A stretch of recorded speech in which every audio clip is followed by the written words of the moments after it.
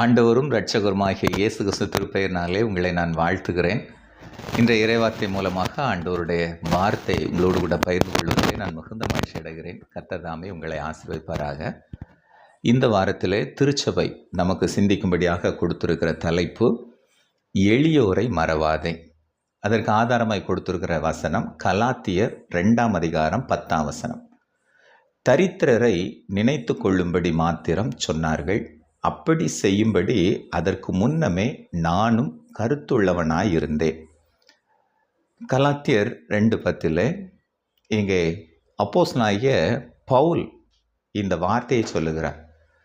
தரித்திரரை நினைத்து கொள்ளும்படி மாத்திரம் சொன்னார்கள், அப்படி செய்யும்படி அதற்கு முன்னமே நானும் கருத்துள்ளவனாயிருந்தேன். எளியோரை மறவாதே. கடவுளுடைய படைப்பிலே ஏழை பணக்காரன் என்ற பாகுபாடு கிடையாது. வேதம் தெளிவாய் சொல்லுகிறது, நிர்வாணியாய் நாம் வருகிறோம், நிர்வாணியாய் போகிறோம். பணக்காரனும் நிர்வாணியாய் வருகிறான், நிர்வாணியாய் போகிறான். ஏழையும் நிர்வாணியாய் வருகிறான், நிர்வாணியாய் போகிறான். ஆனால் இந்த சமுதாயத்திலே பணக்காரன் ஏழை என்கின்ற பாகுபாடு இருக்கிறது. எனவே இன்று திருச்சபை ஏழைகள் மீது கரிசனை கொண்டு ஏழைகளை நீங்கள் மறக்கக்கூடாது, எளியோரை மறவாதே என்று சொல்லி தலைப்பு கொடுத்திருக்கிறார்கள். யார் ஏழைகள் என்று சொல்லி நாம் பார்ப்போம் என்று சொன்னால், உண்ண உணவு, உடுக்க உடை, உறங்குவதற்கு உறைவிடம் இல்லாதவர்கள், வறுமை நிலையிலே இருப்பவர்கள் ஏழைகள் என்று நாம் பார்க்கிறோம். இந்த ஏழைகள் 2 காரணங்களால் ஏழைகளாகிறார்கள். ஒன்று, ஏழைகள் ஆக்கப்படுகிறார்கள். இன்னொன்று, ஏழைகள் ஆகிறார்கள். ஏழைகள் ஆகிறவர்கள் எப்படி ஆகிறார்கள்? சோம்பேறித்தனம், ஊதாரித்தனம், இன்னும் அதிகப்படியான ஆடம்பர செலவுகள், இப்படி பல நிலைகளினாலே அவர்கள் ஏழைகள் ஆகிறார்கள். ஏழைகள் ஆக்கப்படுகிறவர்கள் இன்று இந்த சமுதாயத்தில் பெருமுதலாளிகள். அவர்கள் நடுத்தர வர்க்க மக்களை ஏழைகளாக்குகிறார்கள் தங்களுடைய சுய லாபத்துக்காக. அடுத்து, இயற்கை பேரிடர்களின் மூலமாய் அழிவுகள் ஏற்படும் போது ஏழைகளாகிறார்கள். எனவே ஏழைகள் ஆவதற்கு 2 காரணம். ஒன்று, அவர்களே காரணமாக இருக்கிறார்கள். இன்னொன்று, சமுதாயம், இயற்கை காரணமாக்கி விடுகிறது.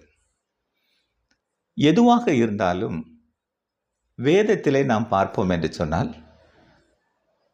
முழுவதுமாகவே பழைய ஏற்பாட்டிலும் சரி, புதிய ஏற்பாட்டிலும் சரி, ஏழைகள் மீது நாம் கரிசனை உள்ளவர்களாக இருக்க வேண்டும் என்பதை பல இடங்களிலே நாம் பார்க்கிறோம். ஆண்டவராகிய இயேசு கிறிஸ்து கூட ஏழைகள் மீது கரிசனை உள்ளவராகவே இருந்தார். எனவே ஏழைகளுக்கு நாம் செய்ய வேண்டியது என்ன என்பதை சுருக்கமாக 3 காரியங்களை உங்களிடத்திலே நான் சுட்டி காட்டுகிறேன்.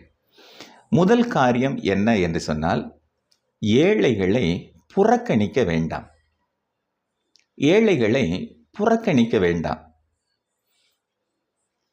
வேதத்திலே லூக்கா எழுதின சுவிசேஷம் 16ஆம் அதிகாரத்திலே நீங்கள் 19ஆம் வசனத்திலிருந்து நீங்கள் வாசித்து பார்ப்பீர்கள் என்று சொன்னால், அங்கே ஐஸ்வர்யவான் லாசரு 2 பேரை குறித்த ஒரு செய்தி அங்கே சொல்லப்படுகிறது.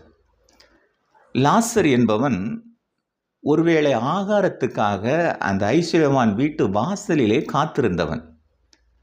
ஆனால் இந்த ஐஸ்வர்யவான் ஒவ்வொரு நாளும் ஆடம்பரமாக உடையணிந்து விதவிதமான விருந்துகள் வைத்து மகிழ்ச்சியாய் வாழ்ந்தவன். தன் வாசலிலே காணப்பட்ட அந்த ஏழையை அவன் கண்டுகொள்ளவே இல்லை, புறக்கணித்தான். அந்த விளைவு ஐஸ்வர்யவான் அங்கே நரகத்திலே தள்ளப்படுவதை பார்க்கிறோம். அருமையானவர்களே, எந்த சூழலிலும் சரி ஏழைகளை புறக்கணிக்க வேண்டாம். அவர்கள் மீது கரிசனை உள்ளவர்களாக இருக்க வேண்டும் என்பதை இந்த பகுதி நமக்கு கற்றுத்தருகிறது. இரண்டாவது, ஏழைகளை பயன்படுத்தி கொள்ளாதீர்கள். இன்னைக்கு அநேகர் ஏழைகளை தங்களுடைய லாபத்துக்காக, தங்களுடைய வேலைகளை செய்வதற்காக, தங்களுடைய இச்சைகளை தீர்த்து கொள்வதற்காக ஏழைகளை பயன்படுத்தி கொள்கிறார்கள். வேதத்தின் அடிப்படையிலே ஏழைகளை நீங்கள் பயன்படுத்தி கொள்ளாதீர்கள் என்று நாம் பார்க்கிறோம். 2 ராஜாக்கள் 4ஆம் அதிகாரத்திலே நீங்கள் வாசித்து பார்ப்பீர்கள் என்று சொன்னால் 1ஆம் வசனம் இப்படி சொல்லுகிறது: தீர்க்கதரிசிகளுடைய புத்திரரில் ஒருவனுக்கு மனைவியாய் இருந்த ஒரு ஸ்திரீ எலிசாவை பார்த்து, உமது அடியானாகிய என் புருஷன் இறந்து போனான், உமது அடியான் கர்த்தருக்கு பயந்து நடந்தான் என்பதை அறிவீர். கடன் கொடுத்தவன் இப்போது என் 2 குமாரரையும் தனக்கு அடிமைகளாக்கி கொள்ள வந்தான் என்றாள். கடன் வாங்கியிருக்கிறார்கள், குடும்ப சூழலை கடன் வாங்கியிருக்கிறார்கள். இப்போ கடன் கொடுத்தவன் இந்த குடும்பத்தை தனக்காக பயன்படுத்தி கொள்ள அவன் முற்படுகிறான். அவளுடைய 2 குமாரரையும் தனக்கு வேலை செய்வதற்காக பயன்படுத்தி கொள்வதற்கு அடிமையாக்கி கொள்ள வருகிறான். இன்றைக்கு சமுதாயத்தில் எத்தனையோ ஏழைகள் வறுமை நிமித்தமாக குழந்தை தொழிலாளர்களாக விற்கப்படுகிற சூழ்நிலை, இன்னும் விபச்சாரத்திலே தள்ளப்படுகிற சூழ்நிலை, பலவிதமான சூழ்நிலைகளை இன்று ஏழ்மை நிமித்தமாக அனுபவித்து கொண்டிருக்கிறார்கள் அநேகர். இந்த ஏழ்மையை இன்று பல பேர் தனக்காக, தனக்கு சாதகமாக பயன்படுத்தி கொள்கிறார். நீ என்கிட்ட கடன் வாங்கியிருக்கிறியா, அப்போ நீ எனக்கு வேலை செய்யணும். நீ கடன் வாங்கியிருக்கிறியா, அப்போ என்னுடைய இச்சைகளை நீ தீர்த்து கொள்ளணும். என்கிட்ட கடன் வாங்கியிருக்கிறியா, உன் பிள்ளையை என்னுடைய வீட்டில் வேலைக்கு விட வேண்டும். இப்படி பயன்படுத்தி கொள்ளுகிறவர்கள். ஆனால் வேதம் சொல்கிறது, ஏழைகளை பயன்படுத்தி கொள்ளாதீர்கள். உங்களுடைய சுய லாபத்துக்காக அவர்களை பயன்படுத்தி கொள்ளாதீர்கள். அங்கே எலிசா அவளுக்கு உதவி செய்து அவள் கடனை அடைப்பதற்கு அங்கே உதவி செய்வதை பார்க்கிறோம். எனவே முதலாவது, ஏழைகளை புறக்கணிக்காதீர்கள். இரண்டாவது, ஏழைகளை பயன்படுத்தி கொள்ளாதீர்கள். மூன்றாவது, ஏழைகளை உருவாக்காதீர்கள். ஏழைகளை உருவாக்காதீர்கள். இன்று ஏழைகள் உருவாவதற்கு காரணம் என்ன? முதலாளித்துவம்.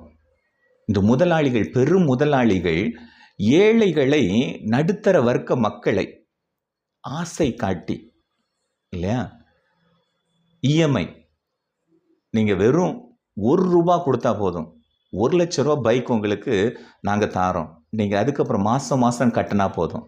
ஆசை வார்த்தை. வெறும் ₹1 கொடுத்தா போதும், உங்களுக்கு பெரிய கலர் டிவி நீங்கள் மாதம் மாதம் கட்டினா போதும். வெறும் ₹1 கொடுத்தா போதும், உங்களுக்கு விலை உயர்ந்த மொபைல். இப்படி காசே கொடுக்க வேண்டாம், நீங்கள் காரை எடுத்து செல்லுங்கள். ஆசை வார்த்தை காட்டி அவர்களை தங்களுடைய வலையிலே விழச் செய்து கடனாளியாக்குகிறவர்கள். அடுத்து அரசு, கள்ளுக்கடைகள், சாராய கடைகள், எல்லா இடமும் டாஸ்மாக், எல்லா இடத்துலையும் டாஸ்மாக் கடைகளை தெருவுக்கு தெரு வைத்து மக்களுடைய உழைப்பை அங்கே சுரண்டி அவர்களை ஏழையாக்குகிறார்கள். யோசித்து பாருங்கள். ஒரு காலகட்டத்தில் லாட்டரி சீட்டு தமிழ்நாட்டில் கொடிகட்டி பறந்தது. அந்த லாட்டரி சீட்டு தடை செய்யப்பட்டது. முன்னாள் முதல்வர் ஜெயலலிதா அவர்களினாலே தடை செய்யப்பட்டது. இன்றைக்கி மக்கள் இருக்கிறார்கள் அல்லவா, லாட்டரி சீட்டு எடுக்காமல் இருக்கிறார்கள் அல்லவா. அப்போது இந்த மதுபானம், டாஸ்மாக் தடை செய்யப்படும் போது மக்களால் வாழ முடியும். அப்போ சமுதாயமும் அரசும் இன்று மக்களை கடனாளியாக்கி கொண்டிருக்கிறது. அதனால தான் அவர்களை நீங்கள் உருவாக்காதீர்கள். ஏழைகள் உருவாக்கப்படுகிறார்கள். வேதத்தில் நாம் பார்த்தோம் என்று சொன்னால், ஆண்டவர் ஏழைகள் உருவாவதை விரும்பவே இல்லை. நீங்கள் யாத்ராகமம் புஸ்தகம், நீங்கள் 21ஆம் அதிகாரத்தில் 2ஆம் வசனத்தில் நீங்கள் பார்ப்பீர்கள் என்று சொன்னால் அங்கே மிக அழகாக சொல்லப்படுகிறது. ஒருவன் உன்னிடத்தில் 7 ஆண்டுகள் அடிமையாக அவன் இருப்பான் என்று சொன்னால் அவனை என்ன செய்ய, 7வது வருஷம் அவன்கிட்ட எதுவுமே வாங்காமல் அவனை அப்படியே விட்டுரு, அவனுடைய கடனை தள்ளுபடி பண்ணிடு, அவனை விடுதலை செய்திரு, சுதந்திரமாக விட்டுரு. அடுத்து 23ஆம் அதிகாரம் யாத்ராகமம் 23:11 ஏழைகளுக்காக 7வது வருஷம் நீ பயிரிடுவதை நிறுத்திவிடு, உன் நிலத்தில் விளைகிறவைகளை அவர்கள் சாப்பிட்டு செல்லட்டும், அவர்கள் சேகரித்து கொள்ளட்டும், தங்களுடைய வாழ்க்கையை அவர்கள் அதிலே வளப்படுத்தி கொள்ளட்டும். ஆண்டவர் ஏழைகள் உருவாகுவதை அவர் விரும்பவில்லை. எனவே அருமையானவர்களே, ஏழைகள் மீது நாம் எப்பொழுதுமே நாம் கரிசனை உள்ளவர்களாக,